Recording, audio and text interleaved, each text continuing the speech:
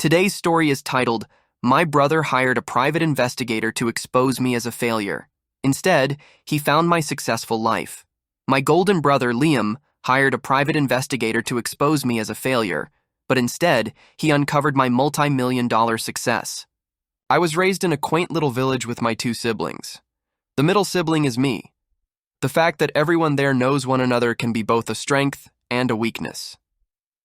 My father, Thomas, is the kind of man who puts in a lot of work but keeps his emotions to himself. He is now thinking about retiring. My mother, Eleanor, is the total opposite of him. She has consistently maintained the house and upheld the traditional ideals she was taught growing up. My parents are both from traditional religious families. They are my parents, and I love them, but I've always felt that I didn't live up to their standards. The fact that they appear to view me as the family's disappointment hurts.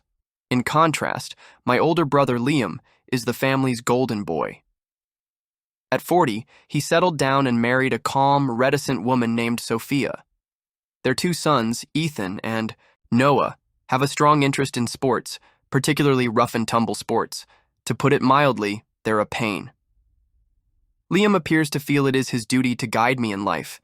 He works as a car salesperson at a local dealership. His mentorship, however, feels more like him treating me like a project he can't manage, as if I'm always in need of assistance and should be appreciative of any time he spends with me. He presents a picture of a wonderful existence, talking about his athletic children, his powerboat, and his ATVs. But his counsel frequently comes off as boasting about his big house, fancy cars, and his so-called trophy wife. I feel even more alone as a result of this. I was the sensitive child at school who frequently broke down in tears and appeared to always find an excuse for why things didn't go as planned. I wasn't a strong, tough child or athletic. As an alternative, I was made fun of and kept out of most activities. Having asthma made me feel even more alienated. The worst thing is that asthma is not considered a significant medical problem by my parents. Furthermore, I have battled depression for as long as I can remember.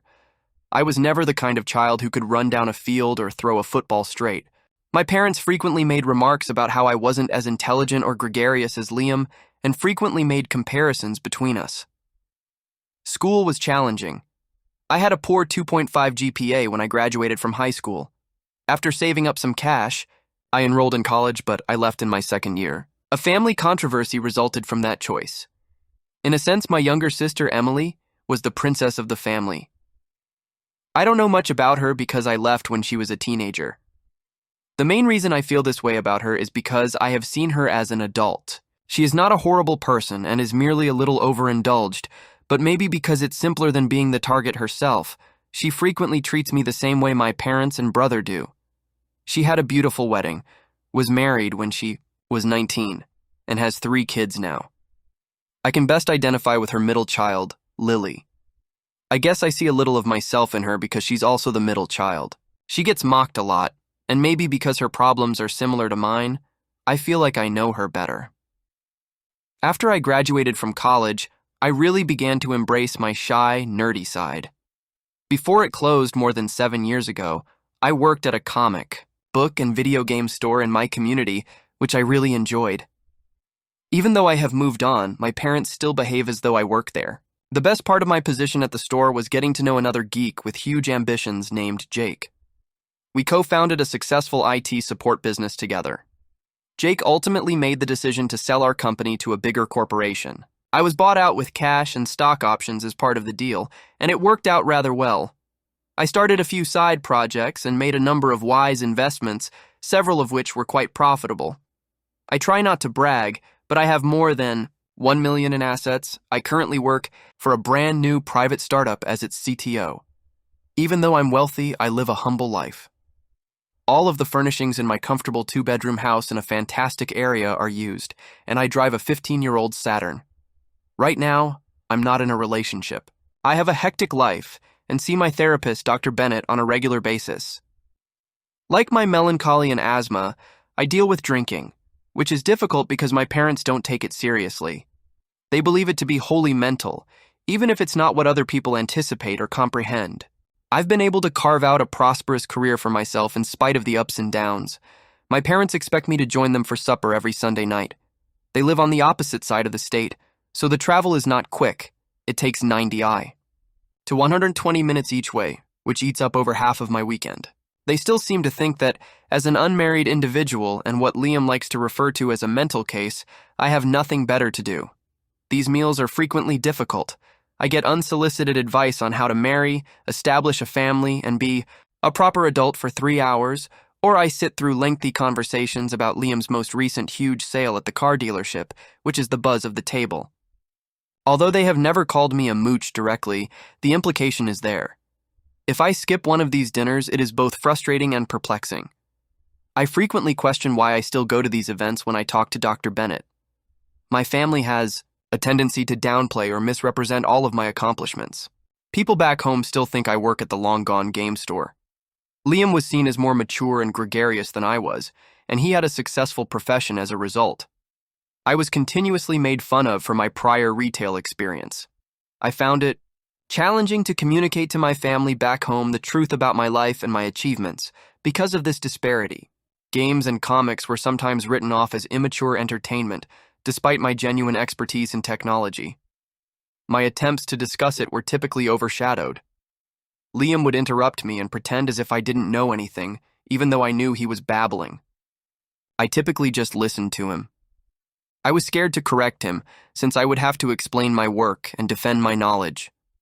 I secretly feared that they wouldn't value my career and that it would alter their opinion of me. I'll confess that I've had difficulties and occasionally been a complete mess. However, everything changed last month. Liam managed to get his hands on some of my personal information. The truth is that he employed a private investigator to carry out what he said was a background check on my employment. I had a sneaking suspicion that he was organizing an intervention with my folks. They were totally unprepared for what they discovered. They learned my actual value as a person, that I didn't live in a rundown flat and other private information. Since I work in security, this was very ironic. After making the connections, I was even able to track out the source of the hack by receiving notifications about unauthorized efforts to get my credit report. Everything became clear after this revelation, and I now have to deal with my family's abrupt and unanticipated change in how they view me. It's a lot to take in, particularly in light of our relationship's history of miscommunication and undervaluation. I chose to have the same private detective firm look into Liam's money since I was so upset over the breach of my privacy. Liam was actually living well beyond his means. A file with Child Protective Services, several previous arrests for DWI, and public intoxication and domestic disturbance calls were also discovered throughout the investigation. He was having trouble making his scheduled back payments to the IRS and managing 3 mortgage loans on his house. Despite the fact that there were currently no ongoing charges, his credit was a total mess. In contrast, my parents had little, more than what I already knew and lived modest lifestyles. When it came to money, they were realistic and pragmatic. I was so concentrated on getting ready to confront my family at the next meal, hoping it would cause a rift, that I didn't even care to see how Emily was doing. But the dinner's atmosphere was completely different from what I had imagined. My parents started to treat me with a strange sort of veneration, as if I were the golden child. This adjustment obviously distressed Liam. He lost his anger midway through dinner in an attempt to restore his reputation. He began boasting about recent sales commissions and a purported promotion. I just gave him my congratulations and mentioned his debt, IRS problems, and stretched credit condition in a tactful manner. In other words, I called attention to Liam's financial disaster while simultaneously celebrating his accomplishments. The whole thing was oddly gloomy.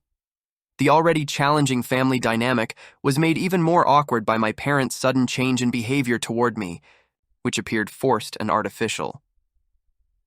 At first, Liam disputed everything when I handed him a copy of the report, but I pointed out that by utilizing the agency to look into me, he had inadvertently suggested it.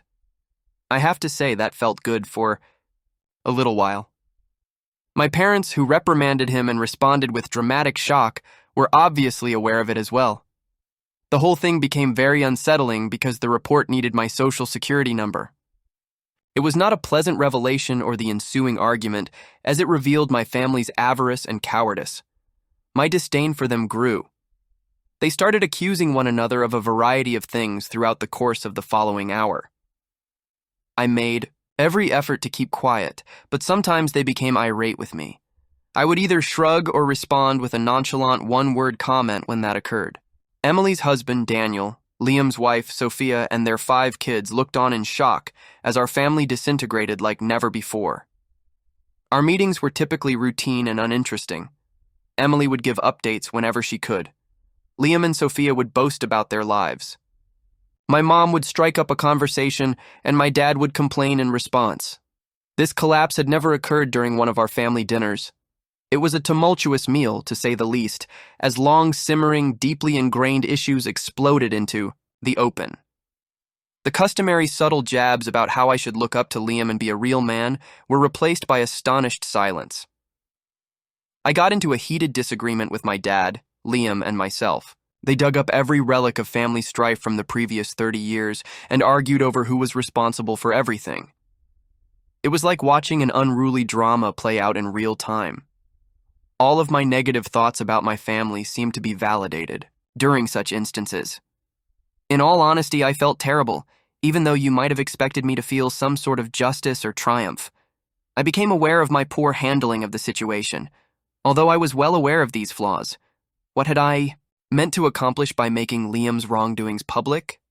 His children now know about his tumultuous history, which I had not wanted them to. When Liam yelled at me in a fit of wrath, the situation reached a breaking point. His harsh statements, such as, "You should have never been born," were stunning.